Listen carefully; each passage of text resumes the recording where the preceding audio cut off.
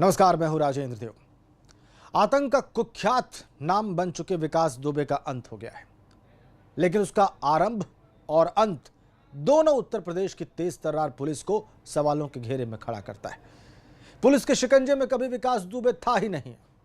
अगर होता तो विकास दुबे अपराध और आतंक का इतना बड़ा नाम न होता, बिकरू कांड न होता, महाकाल में विकास का मनमाफिक सरेंडर न होता और न एनकाउंटर के लिए पुलिस की वो कहानी बुननी होती जिसका आरोप पुलिस पर लग रहा है।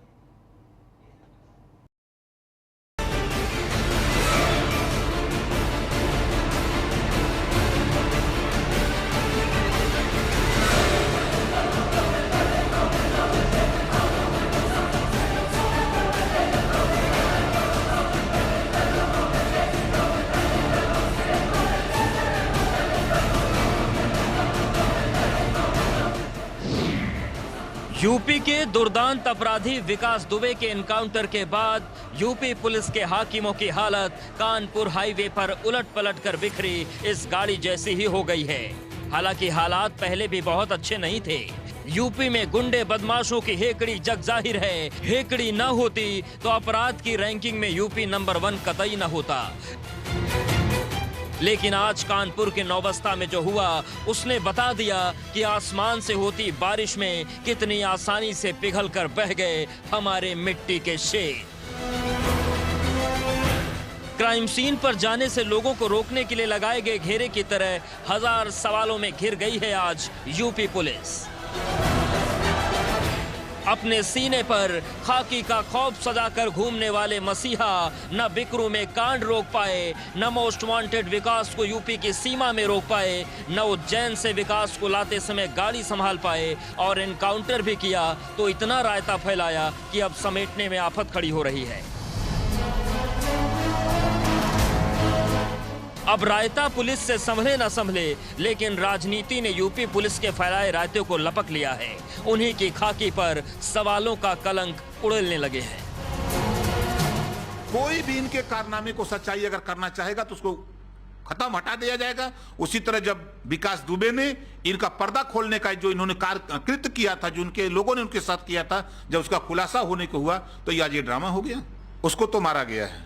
सरकार अपनी नाकामी छुपाने के लिए कि हमारा खुलासा न हो, इस नाते ऐसी घटना की गई। कानपुर के नौबस्ता में हुए एनकाउंटर में सवालों का सिलसिला खड़ा हो गया है। सवाल विकास दुबे की गाड़ी बदल जाने पर भी है। सवाल एसटीएफ की गाड़ियों को फॉलो कर रहे मीडिया कर्मियों को रोके जाने पर भी है। सवाल घटना के बाद गाड़ी को घसीट कर ले जाने पर भी है। या यूं कहिए कि नौबस्ता एनकाउंटर में सवाल और संदेह इतने हो गए हैं कि जांच से पहले ही पुलिस की नाक कटनी शुरू हो गई है। कि कार नहीं पलटी है, योगी सरकार पलटने से बच गई है। उसका इनकाउंटर हुआ, उसके जो कर्म थे, जो उसका काम था, जो उसका अपराध था, उसकी सजा यही हो सकती थी। लेकिन आखिर अब उनका क्या होगा? जो उसके पीछे जो अधिकारी थे, जो भारतीय जनता पार्टी के नेता थे, मंत्री थे, सांसद थे, विधायक थे, जो उसको पनाह दे रहे थे, जिसकी बदौलत उसने इतना बड़ा हत्याकांड किया, 8 पुलिस वालों को शहीद कर दिया, आखिर वो अब कैसे जेल जा पाएंगे? वो तो बच गए, उनको तो योगी सरकार ने बचा लिया, क्योंकि अगर वो ढेर नहीं होता तो योगी सरकार ढेर हो जाती।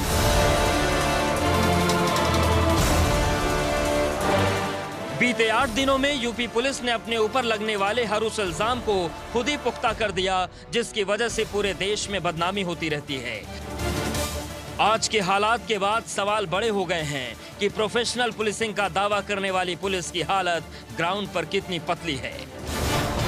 एनकाउंटर से लेकर विकास दुबे को अस्पताल ले जाते तक पुलिस गड़बड़ियों के अपने ही बनाए दलदल में फंसती रही। पुलिस की बेबसी केवल अपराधी को चेस करने और एनकाउंटर करने तक नहीं, बयानों में भी सामने आई। हैलेट मेडिकल कॉलेज के प्रिंसिपल ने बताया कि विकास दुबे को अस्पताल में मरने के बाद लाया गया था, और आईजी लॉ एंड ऑर्डर बताते हैं कि उसकी मौत अस्पताल में इलाज के दौरान हुई थी। जिनसे बयान न संभले उनसे अपराधी संभालने की उम्मीद करना तो कोरा जुल्म है साहब। और को जब लाया गया था, क्या वो पहले ही मर चुके थे? यहाँ आकर क्यों गिरे? नहीं, डॉक्टरों ने जो बताया ब्रॉड डेथ थे यहाँ पे। पुलिस द्वारा आत्मरक्षार्थ जवाबी कार्रवाई की गई, जिसमें वो घायल हो गया, जिसे तत्काल ही इलाज हेतु अस्पताल ले जाया गया, जहां इलाज के दौरान अभियुक्त विकास दुबे की मृत्यु हो गई।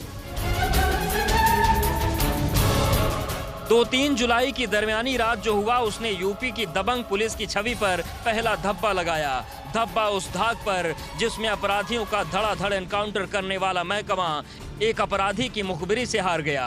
केवल हारा ही नहीं, 8 जवानों को भी खोया और अपने इकबाल की बुलंदी को भी।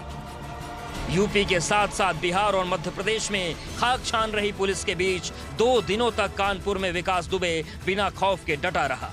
पुलिस हाफती रही। विकास दिल्ली पहुंच गया, दिल्ली से फरीदाबाद पहुंच गया, फरीदाबाद में छापे से ठीक पहले छूमंतर होकर उज्जैन में प्रकट हो गया।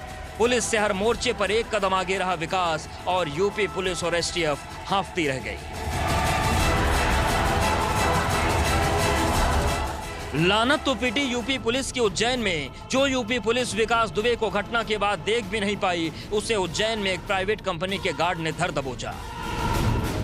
बस काम बचा था विकास दुबे को कानपुर सुरक्षित लाने का, वो भी यूपी की खाकी से न हो सका।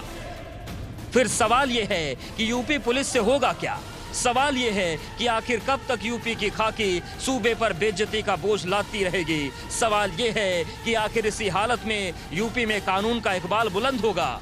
और सबसे बड़ा सवाल यह है कि सरकार सख्त हो भी जाए अपराधियों पर, तो ऐसी घिसी पिटी पुलिस के साथ जुर्म के खिलाफ लड़ाई कितनी दूर तक जा पाएगी? Bureau report, ABP Ganga.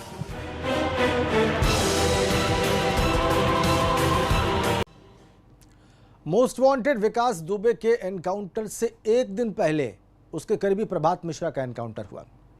दोनों एनकाउंटर्स का तरीका मानो एक जैसा। क्या विकास के एनकाउंटर की पटकथा उसकी गिरफ्तारी के बाद ही लिखी जा चुकी थी? रिपोर्ट देखिए।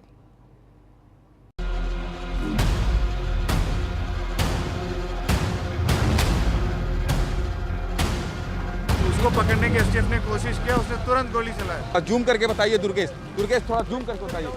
और ठीक वहीं पर उसे गोली लगी है और उसे मृत घोषित कर दिया गया है। उत्तर प्रदेश का most wanted Vikas Dubey police encounter में मारा गया है, लेकिन पुलिस ने जिस तरह उसका एनकाउंटर किया उसे लेकर वो सवालों के घेरे में, और ये सवाल लाजमी भी।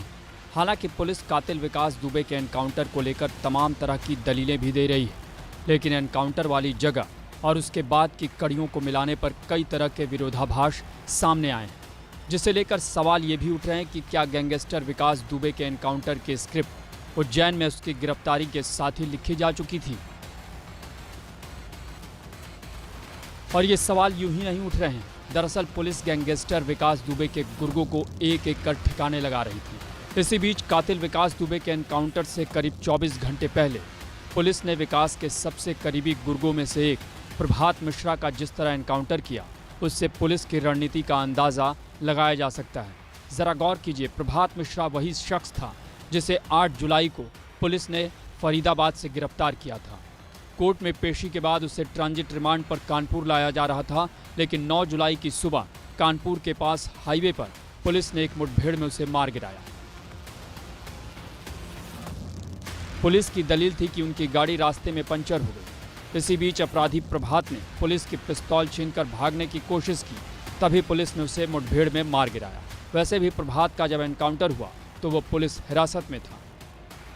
मिश्रा का भी जो एनकाउंटर है वो हो गया है, और यहाँ पर आप देखेंगे कि जो ये जगह है यहाँ पर वो भागता है, उसके बाद मुठभेड़ होती है, फायरिंग करता है, जिसके चलते उसकी गोली लगती है और उसकी मौत हो जाती है। अगर पूरी घटना की बात की जाए तो फरीदाबाद में प्रभात मिश्रा को गिरफ्तार किया गया था, उसके बाद यहाँ पर बरामदगी के लिए लाया जा रहा था। उसी दरमियान जो एसटीएफ का जारी प्रेस नोट है उसमें बताया गया है कि गाड़ी में कुछ टेक्निकल प्रॉब्लम होती है। उसी का मौका देखकर जो प्रभात है वो एक पिस्टल लेकर फरार भागता है, और उसी दरमियान पुलिस पार्टी पे फायरिंग करता है और भागते हुए हाईवे से लगभग 400 मीटर अंदर जंगल की ओर भागता है, और जहां पर पुलिस मुठभेड़ में उसे मार गिराया जाता है।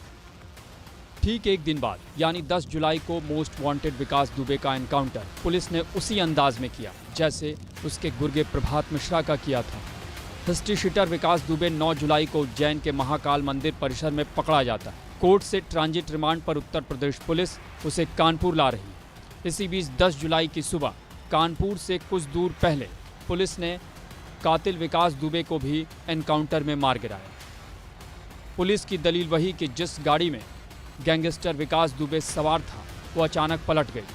तभी विकास दुबे पुलिस का हथियार छीनकर भागने की कोशिश करने लगा, जिसके बाद पुलिस ने एनकाउंटर में उसे मार गिराया। यहाँ भी गौर करने वाली बात ये कि विकास दुबे भी ट्रांजिट रिमांड पर था, पुलिस हिरासत में था।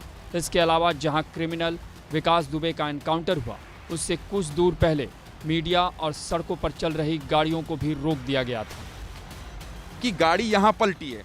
और ये कोई ऐसी जगह नहीं है कि जंगल हो, कोई ऐसी जगह नहीं है कि जहाँ से बहुत छिप जाए। ये दीवार है मात्र। अगर विकास दुबे मान लीजिए यहाँ से गाड़ी से जैसे ही गाड़ी पलटती है और वो किसी तरह से निकलता है, क्योंकि कांच एक कांच जूम करके दिखाइए अगर पहुंच पाए आप तो, राइट साइड का कांच देखिए आप, जिसमें ड्राइवर की साइड का वो कांच टूटा है ऊपर। और अगर मान लीजिए वहां से निकलता है, क्योंकि नीचे से निकलने की संभावना नहीं है, नीचे से निकलने की संभावना बिल्कुल नहीं है, क्योंकि नीचे इस तरफ गाड़ी पलटी है, इस तरफ गाड़ी पलटी है। ऐसे में नीचे से कोई निकले ऐसा संभव फिलहाल दिखाई नहीं देता। गैंगस्टर विकास दुबे का एनकाउंटर और उससे ठीक एक दिन पहले उसके गुर्गे प्रभात मिश्रा का एनकाउंटर, दोनों में जिस तरह की समानता है उससे कई तरह के सवाल भी उठते हैं। दोनों का एनकाउंटर कानपुर के पास ही किया गया। दोनों कोर्ट में पेशी के बाद ट्रांजिट रिमांड पर कानपुर लाए जा रहे थे। वहीं जहां तक बात गैंगस्टर विकास दुबे के पुलिस एनकाउंटर में मारे जाने की, तो यहां कुछ अहम सवाल उठते हैं। जब एक दिन पहले कातिल विकास दुबे एनकाउंटर से बचने के लिए ही मीडिया के सामने चिल्लाकर खुद को गिरफ्तार करवाता नजर आया, क्या 24 घंटे भी नहीं बीते और अचानक उसका मन बदल गया? सवाल ये भी कि जो शख्स ठीक से चल नहीं पा रहा वो पुलिस की हिरासत से कैसे और क्यों भागेगा? और अगर मान भी लिया जाए कि विकास दुबे भाग रहा था, तो फिर एक गोली हाथ में, तीन गोली सीने में मारने का क्या मकसद है? यानी कातिल विकास दुबे के एनकाउंटर पर जो सवाल उठ रहे हैं, उससे यह अंदाज़ा लगाया जा सकता है कि उसके एनकाउंटर की स्क्रिप्ट शायद उज्जैन में उसकी गिरफ्तारी के साथ ही लिखी जा चुकी थी। प्रभात अवस्थी के साथ ब्यूरो रिपोर्ट एबीपी गंगा। इधर विकास दुबे के पिता का कहना है कि वो मेरे बेटे के साथ जो हुआ वो सही हुआ है, मेरे बेटे का एनकाउंटर पुलिस ने सही किया है। पिता का यह भी कहना है कि वो अपराधी विकास दुबे के अंतिम संस्कार में नहीं जाएंगे। यदि सरकार ऐसे अपराधियों पर नकेल नहीं कसेगी तो सरकार चलेगी कैसे?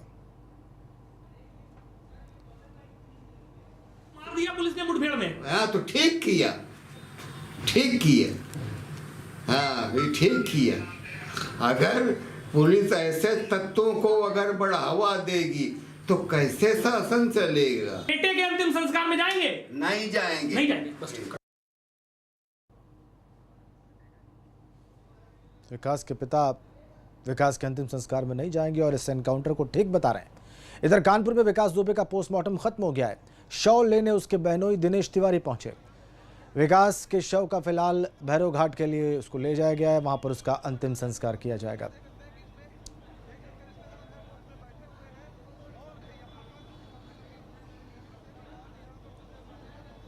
प्रभात अवस्थी भैरव घाट से इस वक्त हमारे साथ जुड़े हुए हैं, जहां पर अंतिम संस्कार किया जाना है विकास दुबे के शव का।